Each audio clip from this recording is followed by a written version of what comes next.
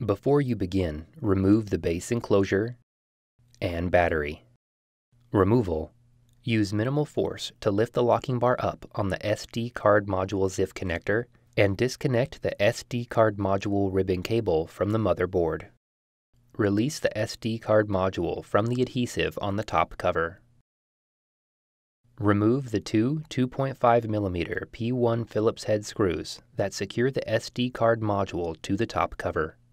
Lift the SD card module off of the alignment pins on the top cover and turn it over to gain access to the RTC battery connector.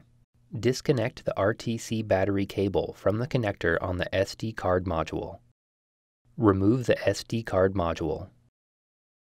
Reverse this procedure to install the SD card module.